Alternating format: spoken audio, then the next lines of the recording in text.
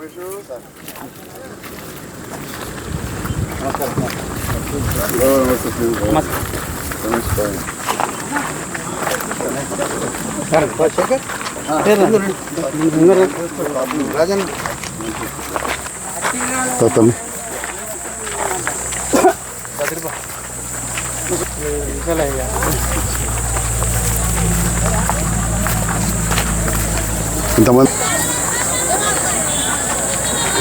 నమస్తే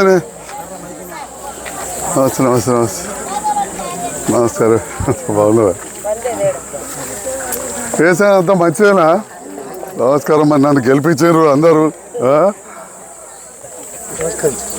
ఏందో పుట్ట పెట్టినావు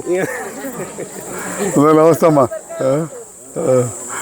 వేసాది తమ్ముళ్ళు అన్నారు పెద్ద మనుషులు అందరు నమస్కారం కలిసిపోవాలి వచ్చిన ఉదయాలు ఇంటి పట్టంగా వస్తున్నామ్మా 8కి వస్తుర్రా ఎక్కువ కంటకాలు తవ్వుడే పని ఎక్కువ ఉందా ఇక్కడ ఎవరు ఈజీఎస్ ఇన్ఛార్జ్ ఏడి వెళ్ళిపోయాడు హాజరు వేసుకొని వెళ్ళిపోయాడా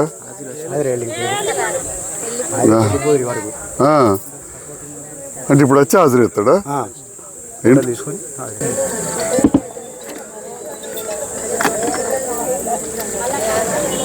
ఏదన్నా జెడ్పీటీసీ గారు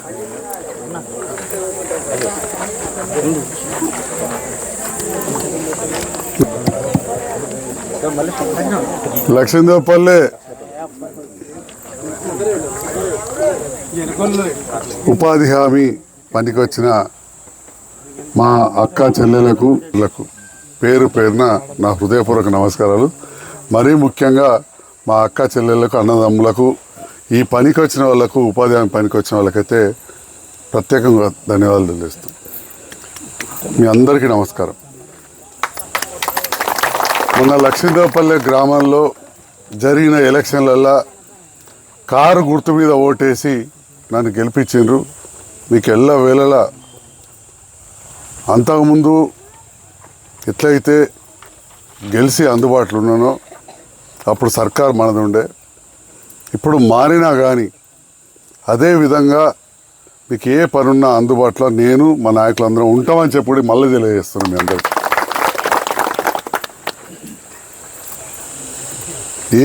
ఒక్కొక్క సర్కారు ఒక్కొక్క పనులు చేస్తూ ఉంటుంది, కానీ పేదింటి మహిళలకు ఎక్కడా లేని విధంగా మీ కుటుంబాలలో ఎవరింట్లో పెళ్ళైనా ఒక కళ్యాణ లక్ష్మి లాంటి ఒక అద్భుతమైన పథకం, బీద వాళ్ళకు ఒక వరం అసంటి పథకం తెచ్చింది కేసీఆర్ అనే విషయాన్ని మనం అందరం కూడా మర్చిపోవద్దు. దాంతో పాటుగా మీ దయతో గెలిచిన నేను ఒక డాక్టర్ అయినందుకు మీరందరూ చూసిరు జైత్యాల కాడ పాత బస్సుల దవాఖాన ఎట్లుండే అనేది.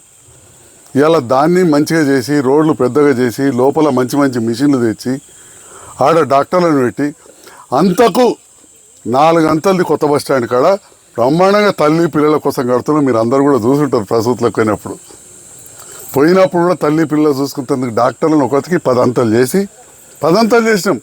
నమ్మరు 10-12 మంది డాక్టర్లు ఉంటే ఎక్కువ, కొద్దిగా కొత్త పిల్లలు కాబట్టి చిన్నగా కనబడతారు, కానీ చదువు పెద్దదే.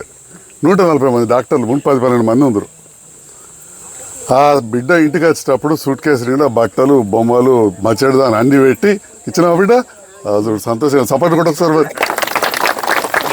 మరి ఇచ్చి మనము 12,000 13,000 కూడా ఇచ్చి పంపిన ఒక ఏడాదికెళ్ళి వత్తలేవు.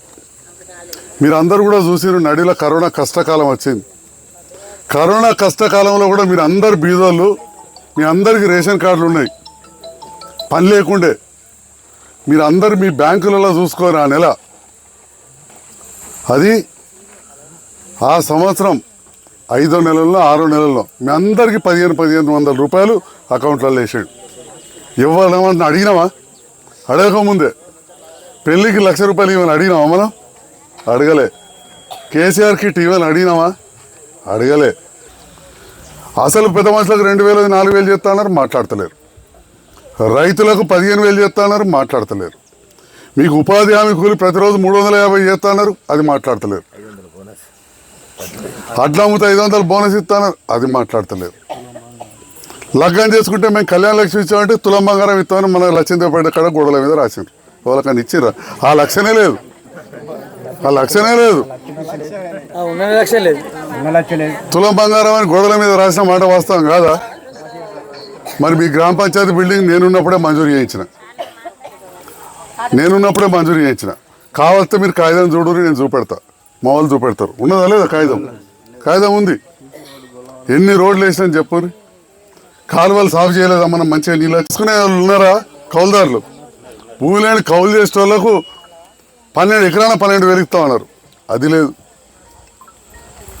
మనం పంటకు 5,000 ఇస్తామంటే 7,500 ఇస్తామన్నారు. అది లేదు. మరి ఈ రకంగా ఒక ఉచిత బస్సు ఒక్కటి పెట్టి ఇక సిలిండర్కి కట్టిర్రు. అది ఎన్నడూ వాపసు ఇస్తారో తెలియదు. 300, 400 ఢిల్లీ కూడా దించింది, కొద్దిగా వాళ్ళు కొద్ది దించారు వీళ్ళు. ఇక కరెంట్ అది వరకు ఎస్సీలు ఎస్టీలు అయితే మనం 100 యూనిట్లు ఫ్రీగా ఇస్తున్నాం, వాళ్ళకు దాదాపు ఫ్రీ అయింది. ఇక మిగిలిన బీసీలకు ఎంత వస్తుంది? ఇంతవరకు భారతదేశంలో ఏ నాయకుడు టీవీలో మాట్లాడితే కూడా గంతమంది చూడలేదు. ప్రతి ఇంట్లో టీవీ పెట్టుకొని 7కి మొదలు పెడితే 9కి అయిపోతుంది. అంటే ఆయన మాట్లాడిన కొద్దీ అన్ని టీవీలు ఆన్ అయితే ఒక తెలుస్తుంటుంది అన్నట్టు. 11 దాకా మాట్లాడి ఇక లేదు ఆయనకి దమ్మొచ్చింది మాట్లాడి ఆ ప్రశ్నలు అడిగేట ఆయనకు. ఇంత టైం ఇచ్చారు చాలా అంటే అప్పుడు లేచాడు పెద్ద మనిషి. అయిపోయాక వేసారు అంటారు. కాబట్టి మీ అందరికి కూడా పక్షాన ఉంటాం. ఖచ్చితంగా ఉపాధి హామీ మీ కూలి ఏదైతే మీరు గాలంగా పనిచేస్తారో ఆ కూలి పెంచేదాకా కూడా మీ అంటుండి కొట్లాడతామని చెప్పి ఈ సందర్భంగా చెప్తాను.